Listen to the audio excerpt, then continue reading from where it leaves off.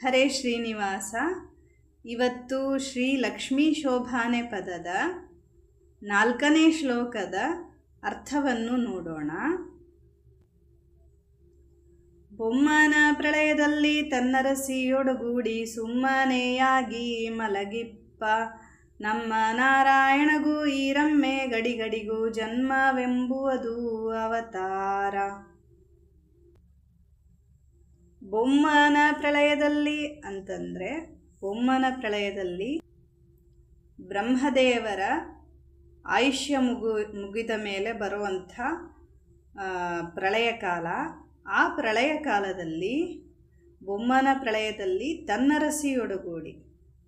ತನ್ನರಸಿಯೊಡಗೂಡಿ ಅಂತಂದರೆ ಲಕ್ಷ್ಮೀದೇವಿ ಜೊತೆಗೆ, ಲಕ್ಷ್ಮೀದೇವಿ ಸಹಿತನಾಗಿ ತನ್ನರಸಿಯೊಡಗೂಡಿ ಸುಮ್ಮನೆಯಾಗಿ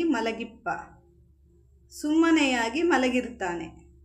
ಅಂದರೆ ಸೃಷ್ಟಿ ಸ್ಥಿತಿ ಇತ್ಯಾದಿಗಳನ್ನು ಮಾಡದೆ ಸಂತೋಷವಾಗಿ ತನ್ನ ಪತ್ನಿಯ ಜೊತೆಗೆ ಮಲಗಿರ್ತಾನೆ. ನಮ್ಮ ನಾರಾಯಣಗೂ ಈರಮ್ಮೆ ಗಡಿಗಡಿಗೂ, ನಮ್ಮ ನಾರಾಯಣನಿಗೂ ಮತ್ತು ಈ ಲಕ್ಷ್ಮೀದೇವಿಗೂ ಆವಾಗವಾಗ ಅಡಿಗಡಿಗೂ ಆವಾಗವಾಗ ಜನ್ಮವೆಂಬುದು ಅವತಾರ.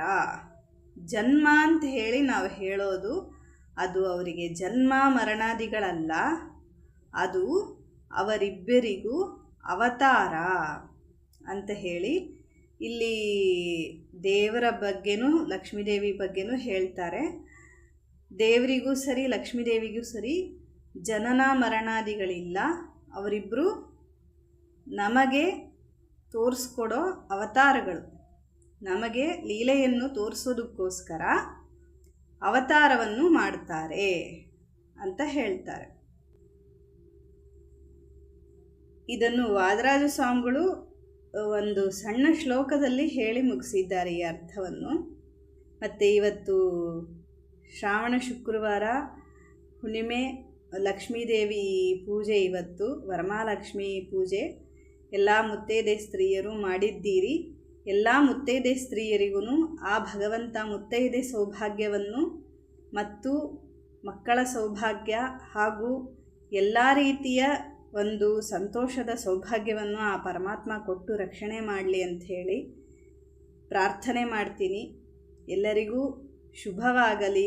ಆ ಲಕ್ಷ್ಮೀದೇವಿ ನಾರಾಯಣರು ಎಲ್ಲರಿಗೂ ಒಲಿದು ಅನುಗ್ರಹವನ್ನು ಮಾಡಲಿ ಅಂಥೇಳಿ ದೇವರ ಹತ್ರ ಕೇಳ್ಕೊಳ್ತೀನಿ. ಹಾಗೂ ಮಕ್ಕಳಾದವರು ಮಕ್ಕಳನ್ನು ಚೆನ್ನಾಗಿ ಆರೋಗ್ಯ ಆಯುಷ್ಯವಂತರನ್ನಾಗಿ ಮಾಡಲಿ ಆ ಲಕ್ಷ್ಮೀದೇವಿ ಅಂಥೇಳಿ ಕೇಳ್ಕೊಳ್ತಾ ನನ್ನ ಈ 2 ಮಾತನ್ನು ಮುಗಿಸ್ತಾ ಇದ್ದೀನಿ. ಹರೇ ಶ್ರೀನಿವಾಸ. ಜೈ ಶ್ರೀರಾಮ್.